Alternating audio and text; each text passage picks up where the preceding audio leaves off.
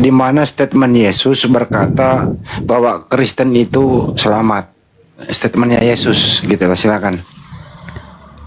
Ya Kristen kan belum ada waktu Yesus masih hidup. Artinya tidak ada hubungan antara Yesus dan Kristen. Tidak ada pada zaman Yesus. Oke, terus siapa yang memproklamirkan Kristen? Enggak, aku mau bahas konteks yang sudah ya, inilah topiknya, Pak. Inilah topiknya, silakan dibahas yang sedang dengan komen tadi. Ya, silakan. Inilah topiknya, Pak Pendeta, silakan. Maksudku sebelum aku bahas ke situ, aku tadi sempat berdebat yang Kristen tadi sama Bang Zuma ya, yang soal di mana tertulis itu. Aku ya, sebelum yuk langsung prolog saja dan langsung jelaskan narasinya. Nanti akan ditanggapi dengan Bang Zuma nanti itu. Jadi simpel itu. Oke. Jadi gini, yang aku soalnya agak berdebat tadi, ku dengar di situ. Aku masuknya di situ. Maksudku biar ku luruskan aja dari situ. Soal di manakah tertulis itu. Ada perdebatan tadi kok memperdebatkan ini ada tertulis, ada pula tertulis kan itu. Konteksnya kan ada dua tadi. Si iblis mencoba Yesus berdasarkan apa yang tertulis dalam kitab Mazmur kan itu. Nah, yang kedua, Yesus menjawab dengan ada pula tertulis kan itu kan. Nah, itu tadi yang diperdebatkan. Nah, begini. Soal pencobaan Yesus di padang gurun itu, yang diucapkan si iblis kepada Yesus itu kan dia mengutip ayat yang di kitab Mazmur yang soal ya, kalau kau menjatuhkan dirimu ke bawah, Allah akan memerintahkan malaikat-malaikatnya untuk menatang engkau di atas kakinya sehingga kakimu tidak terantuk kepada batu. Nah, Yesus kan menjawab, ada pula tertulis jangan mencobai Tuhan Allah. Itu tadi ditanyakan di mana tertulis ayat itu. Nah, ayat itu tertulis, coba dibuka di dalam Keluaran 6 ayat 13 sampai ke 16. Itu konteks ayat yang diucap itu. Maksudnya kalau Yesus berkata ada tertulis, itu berarti itu pasti ada tertulis di kitab. Bang, saya potong. Ini kejadian beneran atau hanya kutipan? Kejadian beneran atau kutipan? Keluaran. Baca kitab Keluaran 6 ayat 13. Ini kejadian beneran, dengerin Bang. Kejadian beneran Yesus dicobai iblis atau hanya cerita Yesus mengutip kejadian yang sudah terjadi? Maksudnya gimana ini? Yesus betul dicobai atau enggak gitu maksudnya? Iya. Ya Yesus betul-betul dicobai lah di padang gurun. Ya kalau begitu dia nggak mengutip. Karena terjadi beneran sama dirinya kan gitu. Izinkan. Iya. Oke, lanjut. Ya kan. Pak Leonardo, izin sebelum masuk ke Bang Zuma. Abang tadi mengutip katanya, mohon maaf, kitab apa tadi? Kitab Keluaran. Salah Pak, Ulangan 6/13. Ulangan. Enggak. Ini kebohongan. Bisa saya buktikan. Coba mohon maaf buktikan ya. Oke. Gak apa-apa ya, sebelum masuk ke Bang Zuma, mohon maaf nih Alfi mengambil andil karena Alfi pula yang mengangkat tadi kutipan ini. Bantu lagi Bang Zombie atau siapapun moderator, izin. Ini tampaknya harus diluruskan.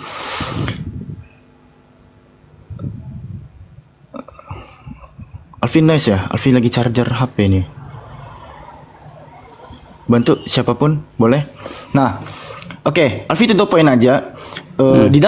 Di dalam Matius 4:10, di sini kan sebab ada tertulis, engkau harus menyembah Tuhan Elohimmu dan hanya kepada Dia saja engkau berbakti. Di sini ada kata menyembah, ya. Perhatikan. Mohon maaf nih kita agak tinggi ya. Matius 4:10, tetelege auto ho isos ya. Gepage satana ye grab taigar kurion ton teon so proskuneses. Di sini ada kata worship, penyembahan. Engkau harus menyembah Tuhan Elohimmu katanya. Di sini ada kata menyembah. Sementara kalau Bapak membuka Ulangan 6:13, engkau harus takut kepada Tuhan Elohimmu dan kepada Dia saja engkau harus beribadah. Dan demi namanya haruslah engkau bersumpah. Di sini ada kata beribadah atau menyembah. Yang kudapati Bang, kalau kita melihat di dalam Septuaginta, karena teks Ibrani nggak eksis di zaman Yesus, yang adanya itu teks Septuaginta, pada Deuteronomi atau Ulangan pasal ke-6, butir yang ke-13, di sini hanya berbunyi kurion tonteon so ya pobitis si pobitisi kai auto nomo latresis kai pros auton ya kalitisi. Gak ada kata penyembahan di sana, Bang. Bahkan dari konteks pengutipan dalil yang dilakukan oleh Matius pasal 4 butir 10 ini tidak menjiplak sama sekali Ulangan 6:13 gitu. Itu Jadi hanya terjadi pada terjemahan. Yang mau kau bahas itu esensi atau transkrip? Loh, ini kan main kutipan-kutipan. Kita bukan transkrip, enggak. Saya enggak mengkritisi transkripnya, tidak. Tapi apa yang ada tertulis, contoh, apa yang dikutip oleh iblis pada ayat yang ke-6-nya. Iblis mengatakan, yang soal di Mazmur ya. Soal di Mazmur, benar. Di Mazmur memang kutipan tersebut ada. Nah, pada saat Yesua mengutip di ayat yang ke-10-nya gitu. Engkau harus menyembah Tuhan Elohimmu dan hanya kepada Dia saja engkau berbakti. Kalau ini dikatakan menukil dari Ulangan pasal 6 butir 13, itu hanya terjadi pada terjemahan.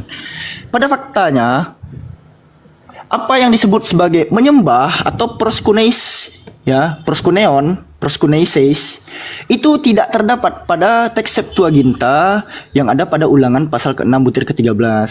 Tidak ada perintah penyembahan di sana. Mungkin ini hanya narasi dari Alfi, bisa dilanjutkan dengan Bang Zuma sebagai pembukaan dari Alfi bahwa room ini tampaknya akan cukup berat kepada Bang Leonardo. Ya, silakan Alfi, kembalikan ke host. Silakan Dinda, yuk Pak. Udah balik kah? Banjuma. Menjauh kayaknya Banjuma ya. Iya, sorry saya tidak dengar tadi. Ada apa ini? Mengenai Yesus dicobai iblis masih itu. Silakan. Masih itu? Ya. Iya kan tadi sudah dijelaskan di Yakobus 1, Tuhan tidak dicobai. Nah, sedangkan Yesus di situ dicobai sebagai utusan Tuhan dan klaim bahwa dia adalah anak Tuhan, maka iblis datang untuk mencobai apakah betul dia anak Tuhan atau bukan. Kan gitu poinnya. Karena iblis mengutip Mazmur 91 dan ternyata Yesus terbukti adalah anak Tuhan. Iya. Begitu. Nah, terus masalahnya di mana, Bang? Masalah apa ini? Ya, Yesus dicoba itu bukti bahwa dia bukan Tuhan. Dan bagaimana mungkin Yesus itu Tuhan sedangkan dia manusia gitu loh. Oke, gini. Oke, berarti ini perbincangan soal hakikat Yesus sebagai Tuhan gitu. Iya, boleh. Oke, jadi begini. Yesus adalah tapi ini saya disclaimer dulu ya. Ini pada pemahaman orang Kristen yang mempercayai bahwa Yesus itu adalah 100% Allah dan 100% manusia. Terlepas nanti dari perdebatan kita soal apakah Yesus itu betul-betul Tuhan atau Allah, apakah dia 100% Allah, dia 100% manusia, nanti perdebatannya kita lepas dulu. Nah, saya mau menjelaskan soal eksistensi Yesus waktu di padang gurun itu, waktu dicobai adalah kemanusiaannya. Terbukti dari kalau kita baca pasal 4 itu, Matius itu adalah setelah Yesus berpuasa 40 hari, 40 malam, maka laparlah Yesus. Ya, secara manusia Yesus pasti akan merasa lapar. Kemanusiaan Yesus pasti akan merasa lapar. Nah, saat merasa lapar itulah iblis tahu bahwa kemanusiaan Yesuslah yang bisa dia cobai. Karena keinginan iblis adalah membuat kemanusiaan Yesus berdosa, jatuh dalam dosa supaya dia tidak bisa menjadi korban yang sempurna untuk menebus dosa seluruh umat manusia. Iblis hanya menyerang kepada kemanusiaannya Yesus, bukan kepada ketuhanannya. Karena apa? Kalau dia mencoba Yesus di saat dia ingin mencoba Yesus sebagai Tuhan, ya dia tidak akan berani mencoba Yesus sebagai Tuhan. Karena apa? Dia tahu Yesus itu adalah anak Allah. Itu terbukti di banyak ayat di Perjanjian Baru yang berkata engkau ada ketika dia menyembuhkan orang, mengusir roh jahat dari di apa itu iblis berkata apa? Jangan siksa kami hai anak Allah yang maha tinggi sebelum waktunya. Kan iblis berkata begitu. Nah, kalau kepada kita mengacu sekarang kepada kemanusiaan Yesus, iblis hanya ingin menjatuhkan kemanusiaan Yesus supaya apa? Supaya Yesus tidak bisa menjadi korban yang sempurna. Pak Pendeta Muda, mohon waktunya dibagi ya, Pak Pendeta Muda. Oh, oke, aku sampaikan 2 menit. Pada konteks pencobaan Yesus ya, tujuan iblis sebenarnya mencoba Yesus adalah supaya Yesus mau menuruti perkataan iblis, yaitu dia sebagai manusia jatuh ke dalam dosa. Tujuan iblis adalah supaya Yesus tidak bisa menjadi korban yang sempurna nantinya di atas kayu salib. Karena apa? Kalau sudah kemanusiaan Yesus berdosa, dia tidak akan bisa lagi menjadi korban yang sempurna di atas kayu salib untuk menjadi penebus dosa bagi manusia, untuk dosa seluruh umat manusia.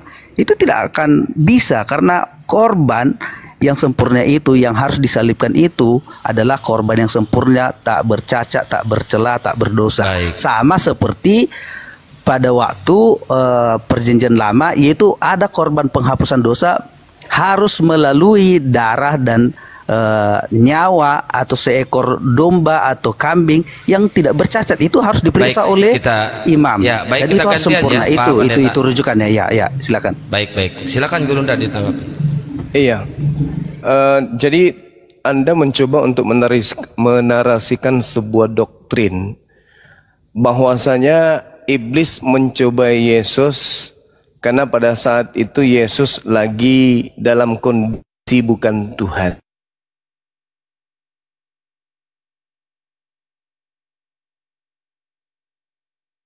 Ya, Sabar, hilang suaranya Baju. Sabar ya. Sinyalnya hilang.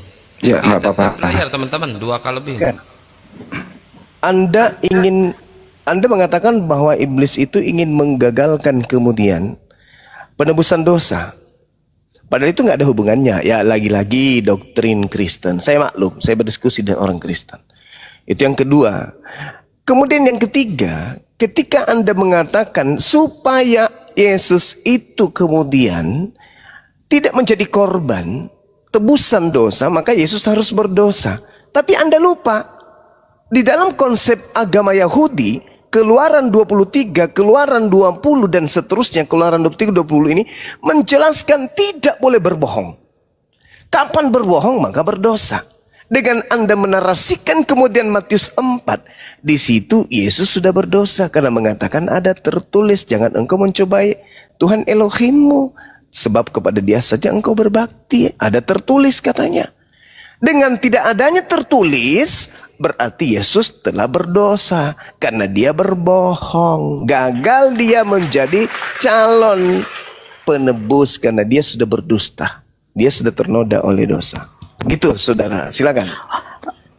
Jadi yang saudara tangkap tadi di kitab Keluaran itu yang ulangan, yang di ulangan itu adalah firman yang dikutip oleh Yesus, seperti ada tertulis kan kata Yesus begitu.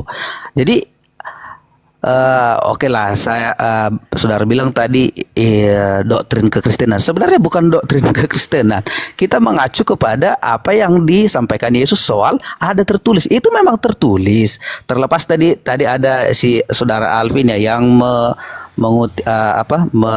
menampilkan tadi di ayat soal dari ayat yang yang tertulis di kitab Septuaginta itu. Nah, begini, esensi daripada isi dari kitab Keulangan yang saya kutip tadi itu kan mengacu kepada firman yang Allah berikan supaya manusia itu dan segala ciptaannya harus tunduk, berbakti dan menyembah kepada Allah. Itu rujukan ayat yang yang dikutip oleh Yesus seperti ada tertulis.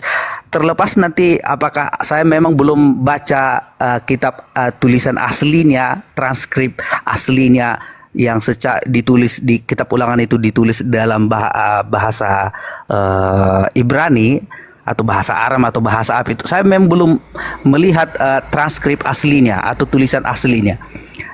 Tapi esensinya yang kalau kita kan baca sekarang terjemahan baru atau terjemahan New King James Version yang mengutip soal kamu harus tunduk, beribadah dan berbakti dan menyembah kepada Tuhan Allahmu itulah esensi dari kutipan ayat yang dibilang Yesus. Jadi kalau perbantahan soal perbantahan soal kutipan ayat, ya seringkali memang ada tertulis begini, tapi kan contoh begini, ada kan kalau kita bilang ada tertulis di undang-undang bunyinya begini. Tapi kan kita tidak harus secara detail mengatakan butir-butirnya ayatnya, kata-katanya. Tapi esensi dari isi apa yang kita kutip. Contoh, kalau kita berdebat kepada pemerintah soal kemiskinan, di undang-undang ada tertulis bahwa pemerintah harus mengasih makan atau memelihara fakir miskin dan anak-anak terlantar. Begitu. Saya rasa kan terlalu panjang itu. Kalau tidak tertulis ya sudah gitu loh. Langsung. Iya, saya mau menjelaskan yang tertulis itu kan yang saudara tuntut berarti adalah harus itu yang tertulis, harus itu yang diucapkan, kan itu maksudnya. Yang dikutip Yesus kan maksud saudara harus apa yang diucapkan Yesus itu yang harus tertulis di kitab, kan itu maksud saudara kan? Enggak, jangan sampai host bertanya umur kepada saya itu. Ya, jadi silakan gini, ditanggapi Guru Nda, ya. Iya, gini saudara, Anda mengatakan bahwa iblis mau supaya Yesus itu gagal menjadi calon penebus dosa manusia. Itu doktrin. Itu doktrin itu, karena tidak ada Tuhannya Yahudi mengajarkan nebus dosa menggunakan manusia. Itu dewa Molok itu yang menebus dosa dengan menggunakan anak manusia. Itu nggak ada gitu. Sabar dulu. Sabar. Kemudian Yesus berkata, sebab ada tertulis, engkau harus menyembah Tuhan Elohimmu dan hanya kepada Dia saja engkau berbakti. Ada tertulis, kata Yesus. Tapi ternyata nggak ada tertulis. Berarti Yesus ini pembohong. Dengan dia berbohong, maka dia berdosa. Gagal dia sebagai calon korban, karena dia sudah ternodai dengan kebohongannya itu, kebohongan dia tersendiri. Itu jelas itu, karena dia mengatakan ada tertulis, engkau harus menyembah Tuhan Elohimmu dan hanya kepada Dia sajalah engkau berbakti. Tapi ternyata tidak ada tertulis, maka jelas Yesus ini adalah pembohong besar. Gagal dia, percuma dia mati di atas pohon. Coba silakan.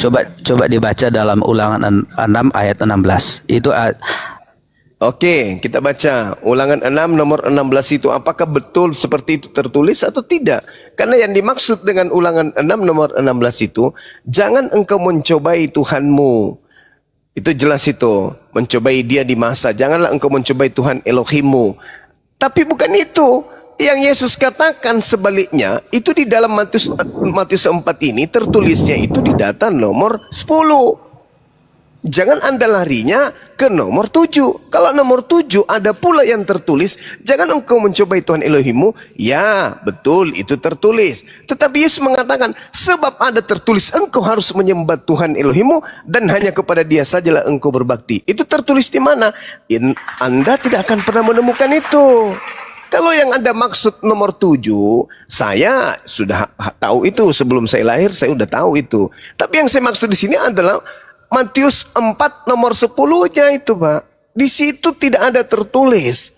Sampai gereja semuanya berubah menjadi klub malam, tidak akan pernah Anda temukan ada tertulis dimanapun itu. Kecuali di dalam Lukas 4 baru ada. Tapi kan Lukas ditulis nanti tahun 60-an. Jadi itu tak ada itu. Jadi Yesus gagal menjadi penebus dosa karena ternyata Dia adalah pendusta. Dia melanggar dalil di dalam kitabnya sendiri sebagai orang Yahudi. Jangan kau berbohong, ternyata dia berbohong. Keluaran 20 nomor 6, Keluaran 23 nomor 1, Keluaran 23 aja nomor 1. Jangan kau memberikan saksi dusta dan seterusnya. Ternyata Yesus melakukan kebohongan, maka demikian dia gagal untuk menjadi alat penebus karena dia pembohong. Silakan. Makanya saya bilang tadi, kebohongan yang saudara gambarkan itu dapat kesimpulan Yesus berbohong itu karena apa? Kan saya sudah bilang tadi, apakah karena perkataan Yesus itu mengutip soal ada tertulis kepada kamu harus beribadah kepada Tuhan Allahmu dan kepada saja dia berbakti atau menyembah. Itu kan maksud, apakah ini saya mau bertanya ini ya, apakah maksud saudara itu apa yang diucapkan Yesus kepada iblis untuk membantah sanggahan iblis itu, apakah itu yang saudara tuntut? Apa yang diucapkan Yesus itu yang harus tertulis di Perjanjian Lama yang dikutip oleh Yesus.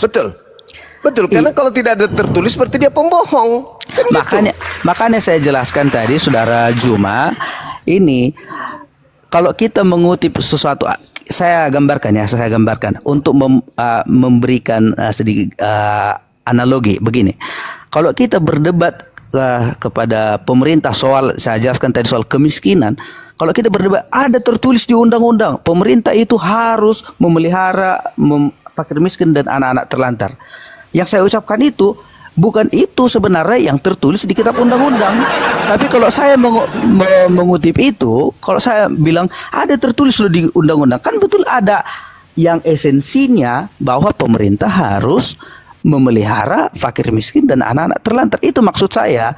Jadi esensi dari perkataan Yesus itu bukan harus tertulis secara letterlet begitu, apa yang diucapkan tidak ada perbedaan titik komanya, bukan begitu maksud saya. Yang disampaikan Yesus itu adalah esensi daripada jangan pernah kamu mencobai Tuhan Allahmu, seperti yang terjadi di masa bagaimana orang Israel waktu itu ingin mencobai Allah, menghujat utusan Allah yaitu Musa yang membawa mereka keluar dari Mesir. Akhirnya mereka apa?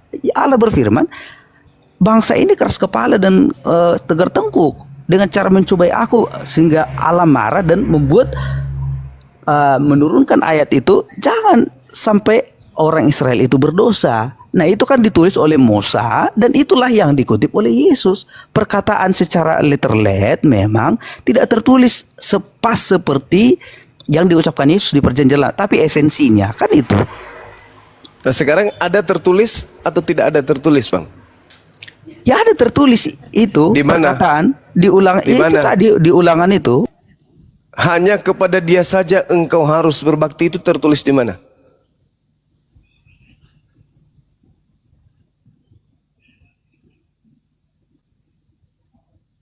Tenggelam. Satu perangkat kayaknya nih. Memang payah saya klop ini memang.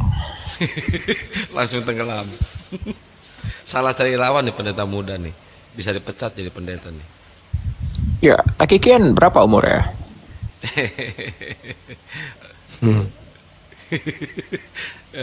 Besok dipecat loh pendetanya. Salah cari lawan ya. Pak pendeta muda, kalau butuh ayat tinggal ngomong aja, nanti kita cariin Pak pendeta. Ya, kalau saya nggak salah ulangan 3, baru juga dilantik jadi pendeta, dipecat besok ini Gurunda. Ini gara-gara Gurunda nih besok dipecat ya. Tadi bahwa ulangan 6:13 dia. Ulangan 13 ayat 4. Kalau kita mau mencari soal yang ditranskripkan atau disebutkan Yesus ada tertulis itu, memang tidak tertulis secara tidak lengkap tulisannya berbakti dan menyembah kepada Allah. Tapi esensi daripada berbakti dan menyembah kepada Allah itu ada tertulis di Perjanjian Lama, itu maksud saya. Oke. Ketika Anda membawa ulangan 13 nomor 4, berarti benar ada tertulis ya. Tuhan Elohim harus kamu ikuti, harus kamu takut akan Dia, kamu harus berpegang pada perintahnya, suaranya harus kamu dengar, kepadanya harus kamu berbakti dan terpaut. Betul ya? Ada tertulis ya. Berarti pada fase ini kemudian Yesus masih layak kemudian dijadikan sebagai korban penebus orang Kristen. Betul. Oke. Bagaimana dengan pengakuannya dalam Yohanes 3 nomor 13 bahwa tidak ada seorang yang pernah naik ke surga selain Dia? Itu bohong atau tidak? Sedangkan 2 Raja-Raja 2 nomor 11, Elia jauh lebih dulu naik ke surga daripada Yesus. Jadi percuma aja Bang. Tidak ada kemudian ya tempat Anda bersembunyi dengan menjadikan Yesus sebagai korban penebus dosa-dosa saudara karena dia adalah orang suci, ternyata dia ternoda dengan kebohongannya sendiri, nggak bisa kemana-mana. Oke, yang di Raja-Raja tadi saudara mengutip soal Elia yang lebih dulu naik ke surga gitu. Iya, betul. Sebenarnya bukan Elia yang pertama sekali naik ke surga. Lalu siapa? Ada Enok di zaman di Itu kitab Kejadian Anda juga. membantu saya berarti. Semakin nyatalah kebohongan Yesus berarti kan? Tapi coba gini loh. Saya sudah bilang tadi, saudara boleh bilang ini doktrinisasi Kristen atau kristenisasi, pemahaman doktrin Kristen. Pada pemahaman yang saya bilang Yesus itu adalah Allah 100% dan Tuhan manusia 100%. Yesus pun berkata kepada orang-orang Farisi dan ahli Taurat di Perjanjian Baru, dia berkata kepada orang Farisi, aku sudah ada sebelum Musa ada, sebelum dunia ada, aku sudah ada. Abraham bang, bukan Musa. Sebelum Abraham, iyalah, sebelum Abraham, sebelum Musa, sebelum siapa ada, itu kan Yesus sudah ada. Yesus mengakui itu. Oke, kalau begitu saya mau tanya untuk membuktikan pernyataan saudara ini atas kesalahpahaman saudara terhadap ungkapan Yesus tersebut. Menurut saudara, tua mana Yesus dengan Maria, ibunya? Secara manusia itu Maria lah. Hah? Ya, Jadi manusia batiniah Yesus kan ya pasti lebih tua lah lebih tua lah mamanya. Gimana sih? Lebih tua Maria daripada Yesus. Jadi ungkapan bahwa dia lebih tua, lebih duluan ada daripada Abraham ada, itu maksudnya ketuhanannya atau apa? Ya, Yesus sebagai Tuhan. Oke, baik. Bagaimana dengan Efesus 1 nomor 4 nomor 5? Sebab di dalam dia Tuhan telah memilih kita sebelum dunia dijadikan. Berarti kita sudah ada sebelum dunia.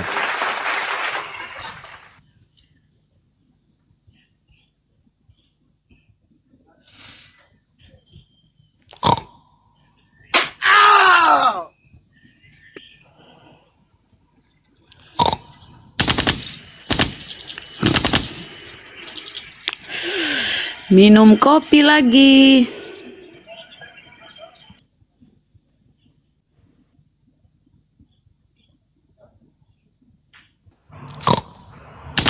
Gimana bang? Ya? Bagaimana? Apa yang gimana? Kan sudah saya bilang. Anda sudah baca Efesus 1 nomor 4 nomor 5? Saya emosi loh, serius ini. Saya baru ini emosi. Maulah dilempar mawar sama pot-pot bunga ini. Sabar, ini kan pendeta muda. Kalau sudah tua itu ya. Sabar daripada Bang Joma tidur.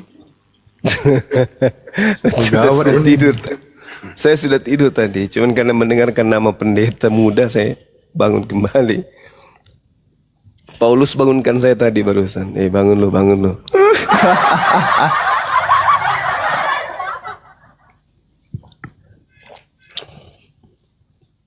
Sebenarnya pendeta ini tidur paman. Sebenarnya pendeta ini bingung juga nih antara manusia dan Tuhan. Itu doang sih. Dia gabungkan kan. Nanti kita arahkan ke situ. Terakhir saya yang stuck itu pertanyaan saya itu bagian saya nanti di ujung. Oh siap. 86 bosku. Maju bosku. Aku nunggu Bang Andi. Tapi Bang Handi dan Bang Zuma, ini saya minta saran lah. Jadi gini ya, saya mau ngambil Pajero atau Fortuner. Orangnya udah balik. Bantuan dananya itu. Orangnya udah balik. Ya lanjut. Pajero. Iya, mohon bantuan dananya. Lanjut. Mau bantuan dananya. Udah nongol jeda lagi. Sorry, saya harus baca kutipan ayatnya ya, sebentar.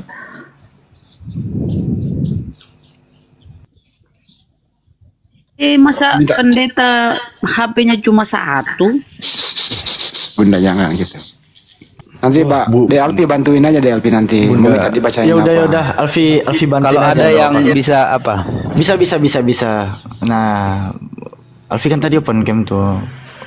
Gak apa-apa, Alfi bantu aja. kami ini Muslim baik Pak gitu. Belum Ya, banyak terima kasih lah pertumbuhan kalian. pendeta. Kalian Muslim tapi baca Alkitab. Puji Tuhan itu. Zalikal kitabul la raiba fih, itu dikatakan di Al-Qur'an.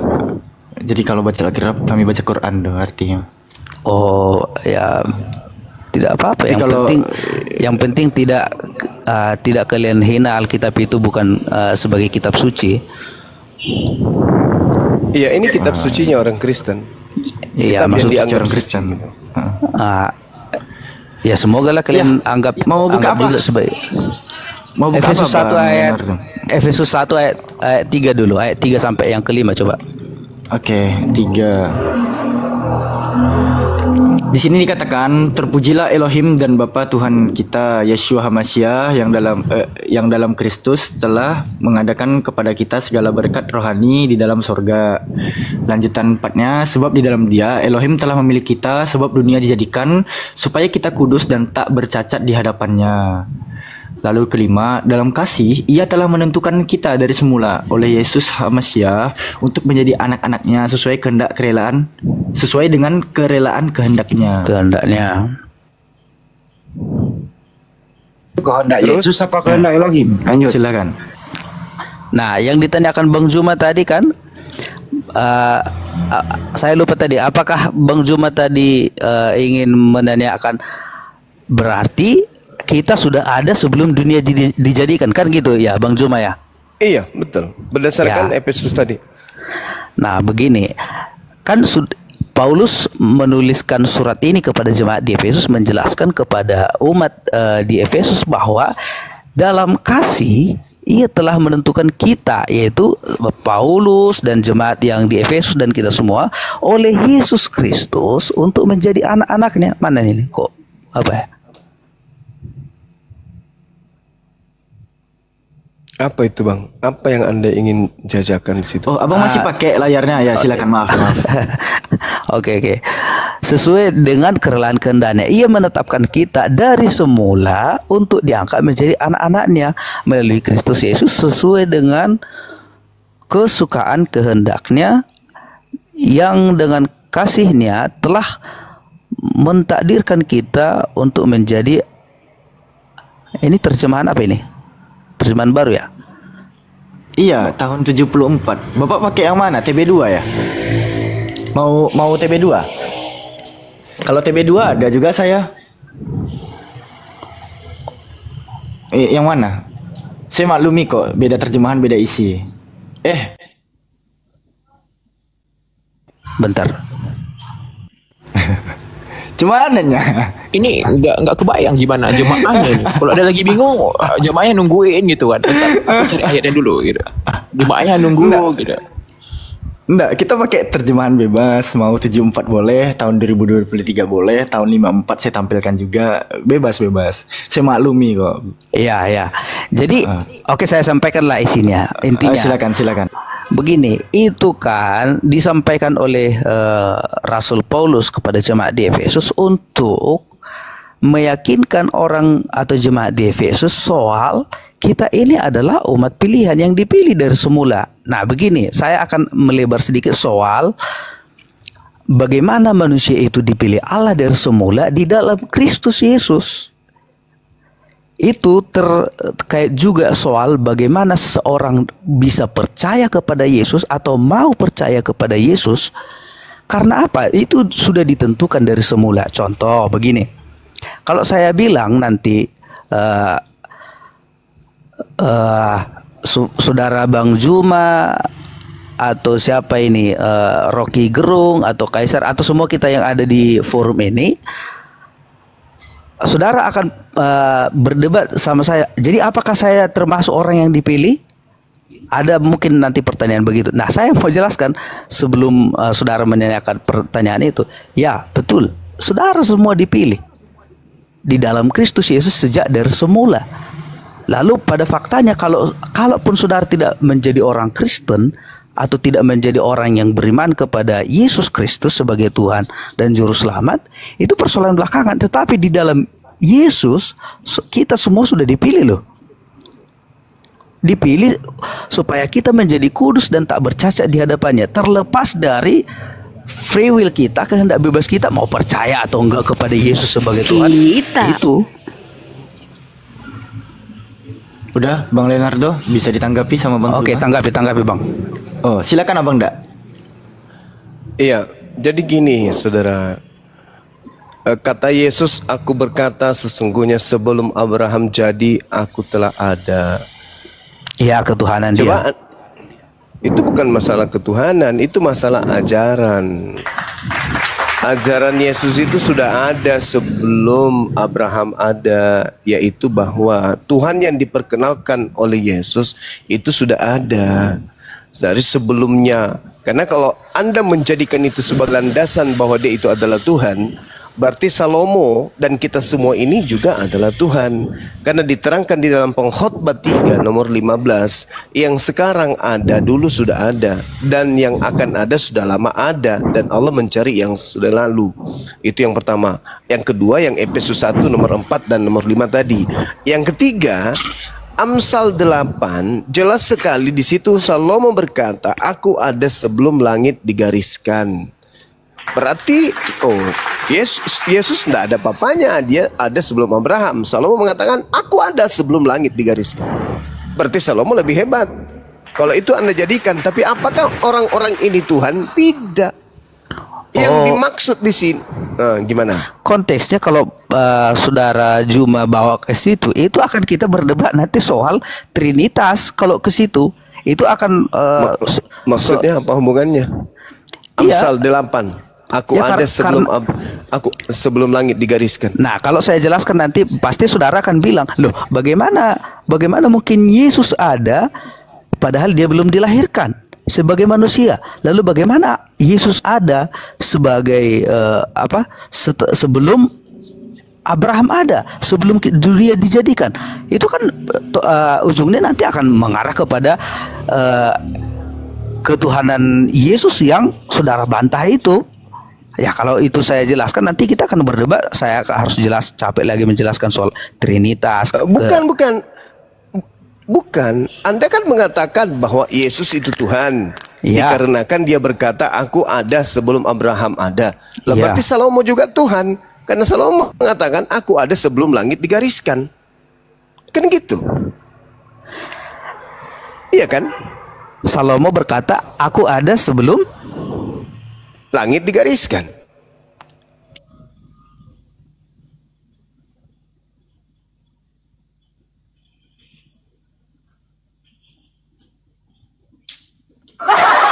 Oh, dia kaget, dia nggak tahu, baru tahu.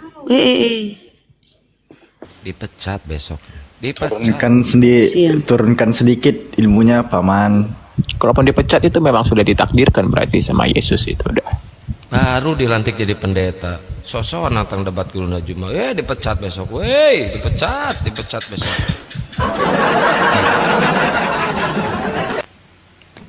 Emang dia sudah lapar. Udah masuk Pak Roh Kudusnya Pak.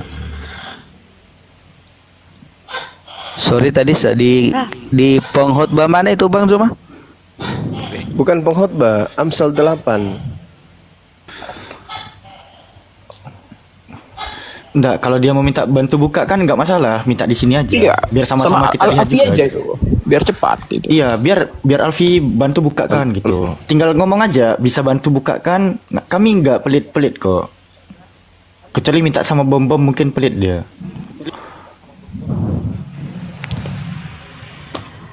Coba Amsal 8 ayat berapa itu? Ya, Amsal dari data nomor 23, sudah pada zaman purbakala aku dibentuk dan mula pertama sebelum bumi ada, sebelum air samudera raya ada aku telah lahir, sebelum ada sumber-sumber yang syarat dengan air, sebelum gunung-gunung tertanam dan lebih dahulu daripada bukit-bukit aku telah lahir, sebelum ia membuat bumi dengan padang-padangnya atau debu dataran yang pertama, ketika ia mempersiapkan langit aku ada di sana, ketika ia menggariskan kaki langit dan permukaan air samudera raya, ketika ia menetapkan awan-awan di atas dan mata air samudera raya meluap dengan deras, ketika ia menentukan batas kepada laut supaya air jangan melanggar titahnya, dan ketika ia menetapkan dasar-dasar bumi, aku ada sertanya sebagai anak kesayangannya. Setiap hari aku menjadi kesayangan, bermain di hadapannya, dan seterusnya. Salomo jauh lebih hebat. Yesus nggak ada namanya, Bang. Gagal dia. Nah, sekarang saya mau jelaskan soal perkataan Raja Salomo yang berkatakan aku sudah ada di, coba ditampilkan di layar Bang Alfi. Kan gitu enak. Mulai data 2 ini deh, mulai dari data 23 ditampilkan. Boleh ya. Sampai data 28. 23 sampai 28. Biar puas saudara kita ini bahwa Salomo jauh lebih hebat daripada Tuhannya Kristen yang adalah Yesus. Iya. Boleh bantu moderator? Ya, Pak Pendeta tolong di-mute dulu ya. Itu suara napasnya kedengeran itu. Iya. Takutnya di framing. Amsal 8 butir ke-23. Sudah pada zaman purbakala aku dibentuk, pada mula pertama sebelum bumi ada. 24. Sebelum air samudra raya ada, aku telah lahir. Sebelum ada sumber-sumber yang syarat dengan air. 25. Sebelum gunung-gunung tertanam dan lebih dahulu daripada bukit-bukit aku telah lahir. 26. Sebelum ia membuat bumi dengan padang-padangnya atau debu dataran yang pertama. 27. Ketika ia mempersiapkan langit, aku di sana. Ketika ia menggaris kaki langit pada permukaan air samudra raya. 28. Ketika ia menetapkan awan-awan di atas dan mata air samudra raya meluap dengan deras. Ketika ia menentukan batas kepada laut supaya air jangan melanggar titahnya. Dan ketika ia menetapkan dasar-dasar bumi. Dan seterusnya. Amsal pasal 8 23 sampai 30. Silakan Bang Zuma. Iya, coba. Mana hebat daripada Yesus itu, Bang? Ya. Slomo paman. Silakan dibuka mute-nya Pak Pendeta, soalnya nanti takut jadi framing, napas emosi sama terguncang. Saya mau tanggapi soal kalau saudara baca di ayat dari ayat awal ya, ayat 1 sampai yang seterusnya itu kan ada satu perikopnya itu ada dikasih judul wejangan hikmat. Nah, pada tulisan Raja Salomo di kitab Amsal tadi itu adalah wahyu Yesus Kristus kepada Raja Salomo yang Raja Salomo yang mengatakannya. Nah, artinya begini, itu adalah gambaran daripada perkataan Yesus Kristus yang disampaikan Raja Salomo kepada sebagai wejangan hikmat kepada anak-anaknya, kepada rakyatnya waktu sebagai raja.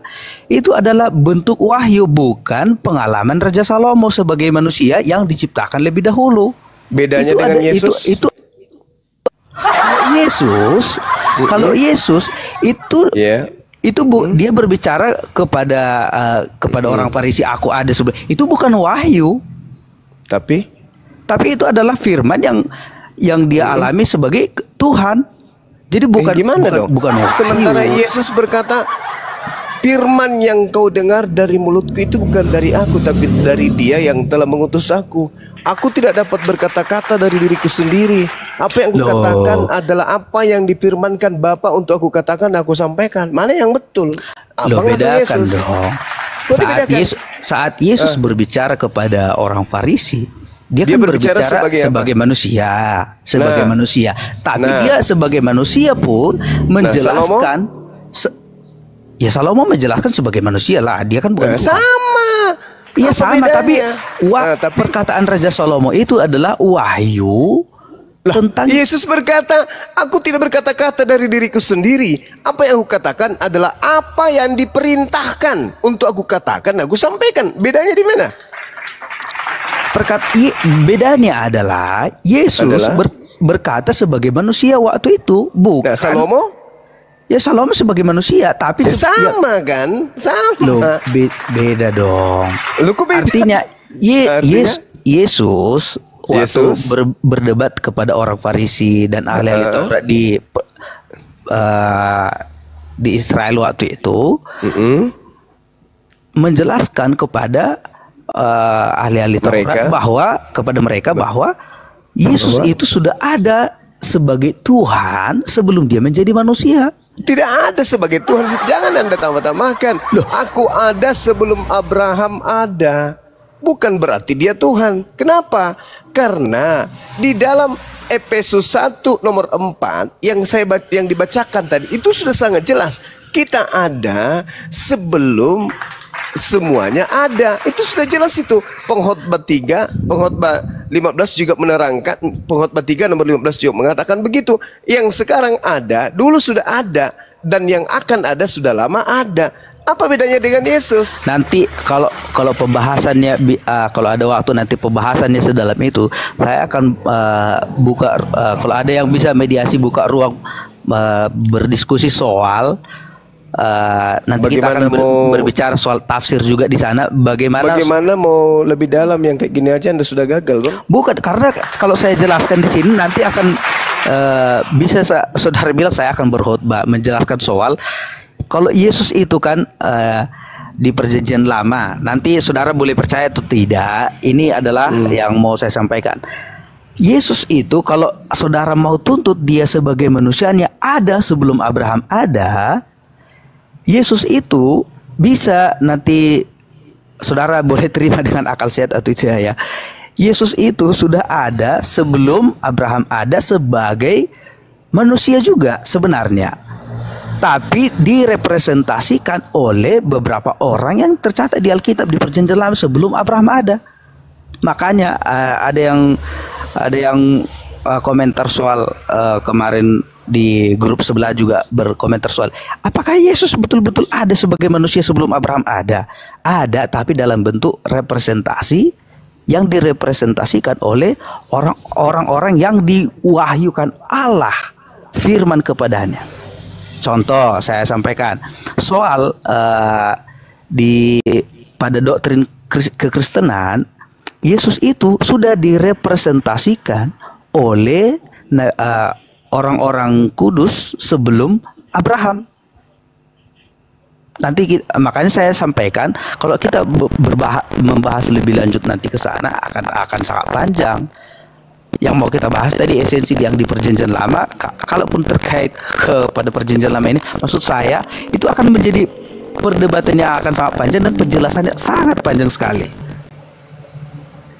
Anda aja tuh yang terlalu panjang jawabnya tuh. Kalau kita simpel aja, Anda ditanya jawabnya ke pemerintahan, ke alam semesta, ke itu kan analogi. Bagaimana kita mau mengerti suatu wahyu kalau tidak dianalogikan? Cuman Anda nggak mengerti, kami mengerti semua kok. Itu simpel itu. Ya kalau saudara mengerti, Rocky Gerung mengerti, kenapa masih bertanya? Wahyu yang diberikan kepada seseorang itu, wahyu yang diberikan kepada seseorang manusia, termasuk juga kepada Abraham, kepada Raja Salomo, kepada Raja Daud, kepada Paulus, kepada Petrus, semua itu adalah sangat berguna untuk kita loh. Dan kalau kita berdebatkan soal itu, makanya saya bilang pelajarannya akan sangat panjang, penjelasannya akan sangat panjang, karena kita butuh buku-buku referensi yang menjelaskan tentang itu nanti. Jadi gini saudara, jadi seorang pendeta memang harus lihai ya bagaimana mengolah data supaya orang tetap percaya bahwa Yesus itu adalah Tuhan, meskipun kemudian melanggar norma kemanusiaan kita sebagai manusia yang berakal. Kenapa saya mengatakan demikian? Kalau Anda melihat Yeremia 1 nomor 4 nomor 5, firman Tuhan datang kepadaku, bunyinya, sebelum aku membentuk engkau wahai Yeremia dalam rahim ibumu, aku telah mengenal engkau, dan sebelum engkau keluar dari kandungan aku telah menguduskan engkau, aku telah menetapkan engkau menjadi nabi bagi bangsa-bangsa. Ini lebih hebat daripada Yesus, karena Yesus itu pengakuan mulutnya sendiri, dan Yesus berkata, Yohanes 14:24, firman yang kau dengar dari mulutku itu bukan dari aku, tetapi dari Dia yang telah mengutus aku. Kan gitu poinnya. Sedangkan Yeremia Tuhannya yang berfirman. Tuhan berfirman kepadaku, sebelum aku membentuk engkau dalam rahim ibumu, aku telah mengenal engkau. Itu jelas itu. Berarti Yeremia juga sama halnya dengan itu. Masalahnya, Abraham lahir terlebih dahulu dari Yeremia. Namun Nabi Yeremia sudah ditakdirkan menjadi nabi. Namanya telah ada sebelum Abraham lahir di dunia ini. Nabi Yeremia telah dikenal Tuhan sebelum jadi janin. Nah, begitu juga Yesus. Sebelum jadi janin, telah dikenal sebagai utusan Allah. Sama seperti miliaran manusia lainnya, kelak akan lahir sesudah hidup. Mereka sudah dikenal oleh Allah. Begitu juga dengan nabi-nabi Allah. Maka wajar kemudian jika seorang Yesus itu berkata, sesungguhnya sebelum Abraham ada, aku sudah ada. Jadi dengan adanya Yesus berkata demikian, bukan berarti Yesus adalah Tuhan. Yesus cuma ciptaan Tuhan, sama seperti nabi-nabi lainnya, dan miliaran manusia yang telah ditetapkan nama-namanya. Begitu juga dengan takdir mereka yang akan lahir ke dunia kelak. Jadi itu terbantahkan, Bung. Sama seperti Salomo yang saya katakan tadi, bagaimana dia ada sebelum langit digariskan, dia sudah ada, dan seterusnya. Jadi ya, saudara dan Kristen lainnya secara lembaga agama memang susah payah mencari data untuk mempertuhankan Yesus. Padahal Yesus dengan Yesus sendiri dan perkataannya, dia menerangkan kalau dia mengucapkan itu sebagai utusan Tuhan untuk mematahkan argumentasi penolakan orang-orang Yahudi ahli kitab terhadap kenabiannya. Maka ucapan itu terlontar dari lisannya. Bukan berarti dia Tuhan. Itu sangat-sangat rendah ketika Tuhan untuk membuktikan ketuhanannya dia mengatakan, sebelum Abraham ada, aku telah ada. Itu bukan Tuhan itu yang berkata seperti itu. Itu hanya tataran nabi. Itu hanya tataran nabi. Kalau Tuhan itu dia berkata, akulah yang awal, akulah yang akhir. Yang maha awal, maha akhir. Itu baru Tuhan. Lah Yesus itu kan ada. itu kan ada di kitab Wahyu dikatakan. Itu lari ke adalah setan. Alfa dan Omega. Kalau itu lari ke iblis, itu bukan Yesus. Yesus ucapannya hanya ada sampai penginjilan usia 33 tahun. Ucapan-ucapan akulah Alfa dan Omega itu bukan Yesus lagi, Bang. Itu adalah Yesus palsu yang Yesus nubuatkan kepada Bani Israel agar jangan percaya kepadanya. Gitu, saudara. Silakan. Bagaimana saudara berkata bahwa itu adalah wahyu yang disampaikan iblis kepada Bani Israel? Oh, sederhana. Yesus berkata dalam Yohanes 17 nomor 8, segala firman yang engkau berikan telah aku sampaikan kepada mereka. Telah aku sampaikan kepada mereka. Segala firman yang engkau berikan telah aku sampaikan. Itu diucapkan Yesus antara tahun 30 sampai 33. Semuanya telah Yesus sampaikan, tak ada lagi yang lain. Sedangkan akulah Alfa dan Omega itu ucapan di tahun 100. Yesus sudah tak ada. Lalu saya tanya, di akhir kitab Matius itu kan Yesus berkata kepada murid-muridnya, pergilah pergilah beritakanlah Injil kepada seluruh penjuru bumi dan jadikanlah mereka dan baptislah mereka. Artinya kalau Yesus sudah menyampaikan firman-Nya seluruhnya pada zaman itu, untuk apa lagi Yesus menyuruh murid-muridnya memberitakan firman? Nah, itulah yang ingin saya katakan sama saudara. Termasuk yang datang kepada Matius, yang berkata dalam Matius 28 itu juga bukan anak Maria itu. Itu adalah Yesus lain yang Yesus nubuatkan. Waspadalah kepada penyesat yang datang kepadamu dengan memakai namaku dan berkata, akulah Mesias. Dia akan menyesatkan banyak orang. Berarti menurut pesan Yesus, waspadalah wahai muridku, akan datang penyesat dengan mengatasnamakan aku dan berkata, akulah dia. Jangan kau percaya, sebab kedatanganku nanti yang kedua ditandai seperti kilat yang menyambar dari timur sampai ke barat. Itulah tanda kedatanganku yang kedua, kata Yesus. Berarti ketika ada yang berkata, pergilah jadikanlah seluruh bangsa menjadi muridku, itu ucapan orang yang keluar dari kubur, dan itu bukan Yesus. Oh, jadi intinya saudara tidak mempercayai itu Yesus yang bangkit. Oh, bukan Yesus yang bangkit. Kalau saudara mempercayai itu Yesus bukan Yesus yang bangkit dari antara orang mati ke dalam maut, maka sama seperti yang diberitakan oleh Paulus di Kisah Para Rasul bahwa sia-sialah pemberitaan Injil kalau Kristus tidak dibangkitkan, karena tujuan Allah mengorbankan Yesus anaknya yang kudus sebagai korban penghapus dosa adalah bukan hanya sekedar mati, saudara, tapi dia harus bangkit dan naik kembali ke surga. Kalau hanya dia sekedar mati, bahwa dia bukan korban yang sempurna yang dijanjikan Yesus, dijanjikan Allah sebelumnya. Oke, sekarang saya mau tanya kepada saudara. Berdasarkan Yesaya 14 nomor 15, yang dimasukkan ke dalam kubur itu siapa? Ke dalam dunia orang mati aku masukkan engkau. Itu siapa? Coba dibuka apanya? Yesaya 14 nomor 15. Itu tak Oke, lain Alfi dan tak bantu. Ya, silakan deh. Lanjut aja Bang Zuma. Ya, itu yang masuk ke dalam kubur itu adalah iblis. Yang masuk ke dalam kubur itu adalah iblis. Makanya Yesus berkata, sejenak sebelum dia terangkat ke langit, Yesus berkata bahwa iblisnya sudah akan dikeluarkan, dilemparkan keluar. Yohanes 12 nomor 31. Sekarang berlangsung penghakiman atas dunia ini. Sekarang juga penguasa dunia ini akan dilemparkan keluar. Penguasa dunia itu adalah iblis. Penguasa dunia itu adalah iblis menurut Yesus. Nah, sedangkan penguasa dunia ini akan dilemparkan keluar. Keluar dari mana? Keluar dari kubur. Siapa yang masuk ke dalam kubur? Baca Yesaya 14 nomor 15. Jelas itu. Coba dibaca Dinda Alfi. Yesaya 14 dari 14 ya. Aku hendak naik mengatasi ketinggian awan-awan, hendak menyamat yang maha tinggi. Sebaliknya, ke dalam dunia orang mati, engkau diturunkan ke tempat yang paling dalam di liang kubur. Nah, berarti Yesus tahu. Kenapa Yesus tahu? Karena Yesus di dalam Lukas 4 nomor 16 itu senantiasa kemudian membacakan Yesaya di dalam sinagoge. Nah, sedangkan ketika dikatakan Yesus dalam Matius 12, angkatan jahat ini minta satu tanda dan tidak akan diberikan satu tanda apapun kecuali tanda Yunus, sebab Yunus 3 hari 3 malam dalam perut ikan, demikian juga anak manusia 3 hari 3 malam dalam perut bumi. Berarti pada hari ketiga ada kebangkitan. Itu simbol, itu tanda untuk siapa? Angkatan jahat. Siapa yang keluar dari kubur? Karena Yesus berkata, Iblis, sekarang paman. berlangsung penghakiman atas dunia ini. Sekarang juga penguasa dunia akan dilemparkan keluar. Keluar dari mana? Keluar dari Kubur, Eden? paman. Tidak mungkin. Keluar dari surga? Nggak mungkin. Satu-satunya sumber dari mana dia keluar iblis ini, dari kubur. Keluarlah dia.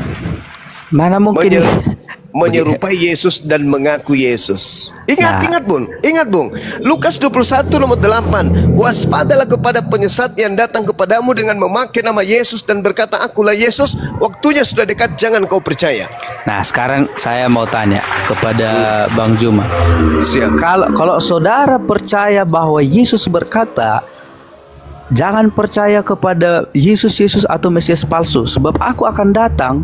Bagaimana mungkin dia akan datang kalau dia tidak bangkit dari kubur? Padahal saudara bilang tadi yang bangkit dari kubur itu bukan Yesus, tetapi iblis. Yesus itu tidak mengalami kematian. Yang disalib itu bukan Yesus. Yesusnya terangkat ke langit langsung. Yang menggantikan itu adalah orang yang dikutuk oleh Tuhan. Lalu bagaimana Yesus akan menjadi korban penghapus dosa kalau dia tidak disalib, kalau dia tidak mati? Bisa. Korban penebus dosa itu adalah akal-akalan gereja. Coba Anda baca. Oh, lalu siapa? Coba tunjukkan kepada saya dalil di mana Tuhan ingin menebus dosa dengan menggunakan manusia. Loh, itu kan sudah diinisiasi oleh Allah. Di mana itu? Di mana itu tertulis? Nanti Anda ingin mengais-ngais kitabnya orang Yahudi? Oh, bukan. Oh, lalu bukan. Di mana tertulis? Di mana tertulis ada kaidah? Di mana tertulis ada kaidah nebus dosa dengan menggunakan manusia? Bukan menebus dosa dengan manusia dong. Lalu Yesus yang mati di salib itu menurut Anda yang mati di salib ini manusia atau bukan? Bahkan pada awal kejatuhan manusia dalam dosa, yaitu Adam dan Hawa di Taman Eden. Mundur itu. Allah sudah menginisiasi itu. Doktrin. Kalaupun kalaupun pada akhirnya itu diteruskan nanti sebelum ada keagamaan, kekristenan, itu kan memang dasarnya itu sudah dilakukan oleh bangsa Israel dan nenek moyangnya sebelumnya. Binatang, itu harus melalui binatang. Korban binatang. Yesus binatang. Loh, jangan dulu saya jangan dulu dibantah. Nggak bisa. Saya mau jelaskan. Yeremia 1, Bang. Yeremia 1 nomor 2. Katakanlah kepada orang Yahudi apabila mereka hendak mempersembahkan korban penebus salah, penebus dosa kepada Tuhan, hendaklah dia mempersembahkan korban hewan, domba, Iya, kambing, betul. sapi, lembu. Sekarang Ya. pertanyaan saya, siapa yang mengajarkan kemudian Kristen memiliki konsep menebus dosa dengan menggunakan manusia? Tidak ada kekristenan mengajarkan bahwa menebus dosa itu harus manusia. Tetapi Tadi Anda begini, mengais jangan dulu. Adam. Anda mengais Adam. Kenapa? Karena ada sesuatu yang ingin Anda jual, yaitu Yesus sebagai korban untuk Itu dosa, sebagai tebus dosa. makanya saya bilang tadi representasinya itu sudah ada dari itu. sejak Adam. Nah, di mana Tuhan? Sekarang Allah mau nyatakan itu. Allah mau itu kan kalau di kekristenan dibilang itu sama seperti kayak bayangan Yesus yang akan dikorbankan kelak untuk menebus dosa manusia. Karena begini, saudara, Masya Allah, Bang P. kalau di perjanjian lama sebelum Yesus, korban penghapus dosa itu kan harus binatang. Binatang. Darahnya harus tertumpah. Allah kemudian menginisiasi bahwa tidak mungkin ini menjadi korban penebus dosa yang bisa diteruskan oleh bangsa ini, bahkan seluruh bumi. Karena apa? Pada zaman Yesus sendiri pun Yesus menyaksikan bahwa hal itu sudah diselewengkan oleh imam-imam kepala di rumah ibadat, yaitu mereka menyuruh umat datang membawa korban penebus dosa atau korban penebus salah, yaitu domba. Nah, dipermainkan.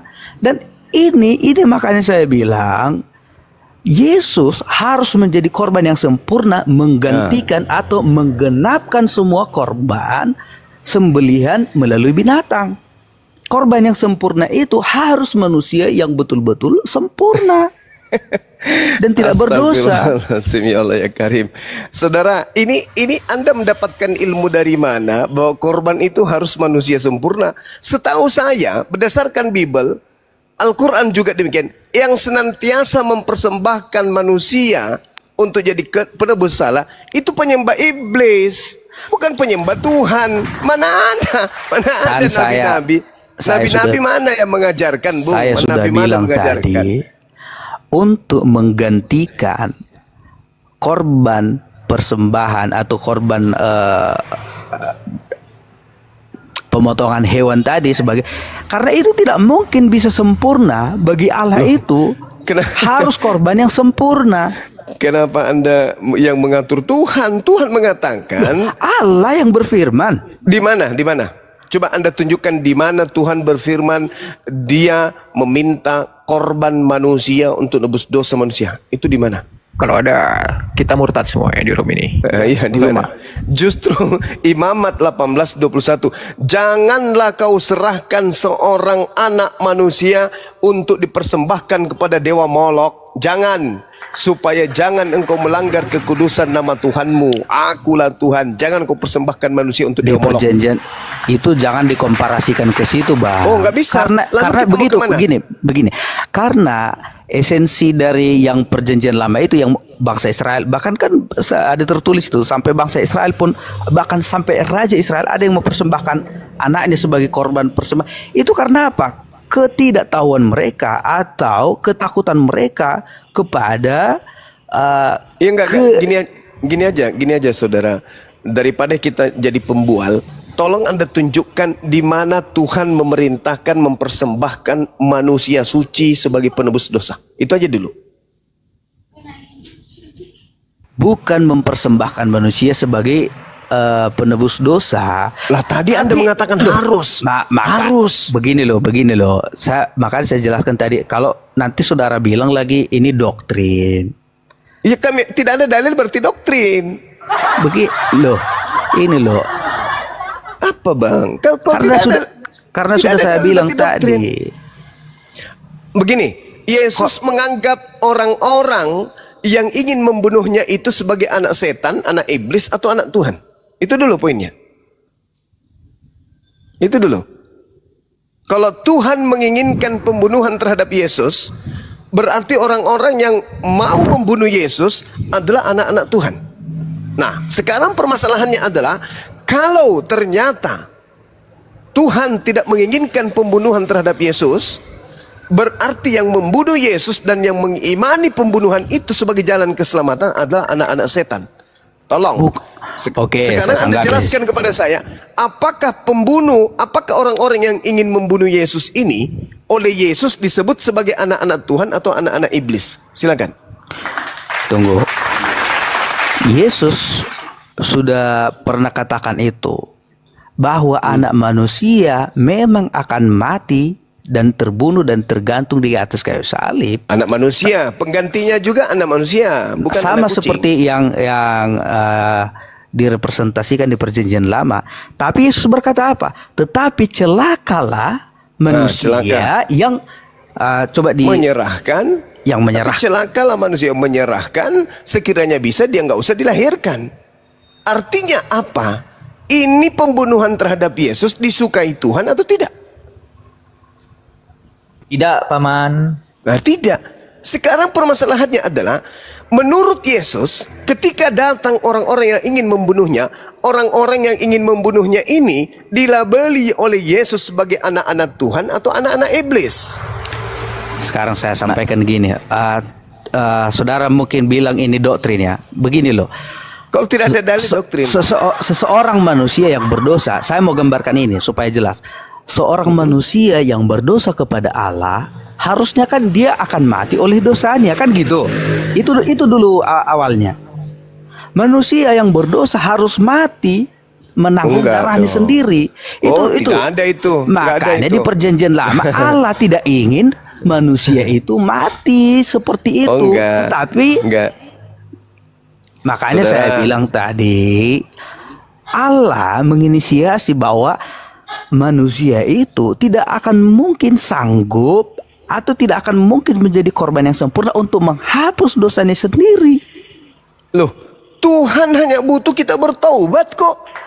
Malah Yesus mengatakan dalam Matius 21 nomor 31, apa yang dikatakan oleh Yesus? Pemungut cukai, para pesandal lebih dulu masuk surga. Betul, tapi saya mau bilang. Karena apa? Karena percaya kepada Yohanes. Mana ada korban manusia di situ? Tak ada. Bahkan kalau Anda lihat, maaf, ketika saudara melihat Yesus bercakap-cakap dengan orang-orang Yahudi, murid-muridnya, di dalam Matius 19, ketika Yesus ditanya oleh para murid, apa kata Yesus? Apa kata orang-orang yang ada pada zaman itu? Ditanya, Guru, apa yang harus kami lakukan supaya kami bisa memperoleh hidup yang kekal? Diterangkan di dalam Matius 19 nomor 16. Guru, perbuatan baik apa yang harus kuperbuat supaya aku bisa hidup kekal? Apa kata Yesus? Apakah sebabnya engkau berkata demikian? Hanya ada satu. Jika engkau ingin hidup yang kekal, turuti segala perintah Elohim. Jangan membunuh, jangan berzina, jangan mencuri, jangan mengucapkan saksi dusta. Hormatilah ayah dan ibumu, kasihilah sesamamu manusia dan dirimu sendiri. Nah, mana di situ? Percayalah kepada penebusan matinya aku di atas tiang salib, engkau akan peroleh hidup yang kekal. Mana? Ya. Ada enggak? Sekarang saya bantah dengan begini. Ada enggak, Bang? Enggak, tunggu tanya dulu. Ada enggak di situ percaya penyalibannya, kematiannya dengan tebus darah, kita bisa hidup kekal? Ada enggak menurut Yesus? Masuk enggak item itu? Atau itu hanya doktrin yang muncul belakangan? Ayo, jujur. Apa kata orang Yahudi itu? Apa kata muridnya? Semua itu telah aku lakukan, wahai guru. Kata Yesus, jikalau engkau ingin sempurna, pergilah, jualah segala milikmu dan berikanlah kepada orang-orang miskin. Itu sudah selesai. Ada enggak di situ penebusan? Sudah ada poinnya. Ada enggak penebusan? Sudah ada kan poinnya di situ, perkataan Yesus, jikalau kamu hendak sempurna. Kan itu. Ya, jikalau engkau hendak sempurna, pergilah, jualah hartamu, berikanlah kepada si miskin. Sempurna sudah. Mana penyaliban? Tapi sekarang manusia itu pergi nggak menjual hartanya? Enggak, bukan itu poinnya, bukan itu. Jangan lari ke sana. Bukan supaya saudara bisa mengerti. Mana mungkin itu yang dimaksudkan Yesus, itu yang dimaksudkan Yesus. Tidak mungkin manusia itu bisa sempurna. Lalu bagaimana caranya bisa hidup kekal menurut Yesus? Ya percaya kepada Yesus. Ya, percaya kepada Yesus. Poin-poin ini berarti jangan membunuh, jangan berzina, jangan mencuri, jangan mengucapkan sekali dusta berarti. Kalau percaya kepada Yesus. Mana sekarang, ucapan Yesus? sekarang saya Percaya mau kepada tanya. aku, penyaliban, mati untuk nebus dosa kalian. Mana ucapan Yesus itu? Ada enggak? Begini, komparasinya begini.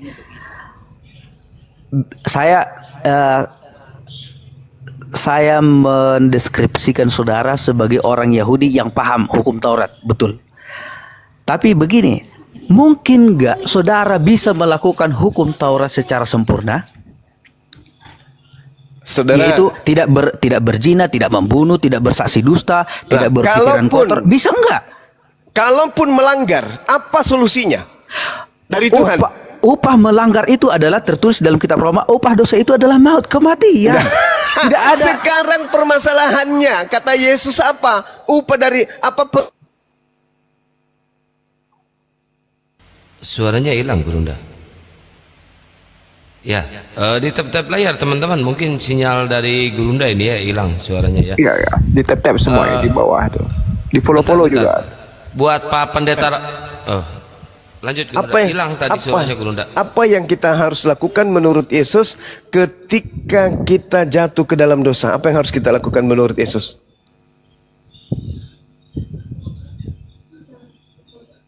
Dosa pasti harus ada konsekuensinya. Ya, apa yang harus kita lakukan menurut Yesus ketika kita jatuh ke dalam dosa? Menurut Yesus apa yang kita harus lakukan?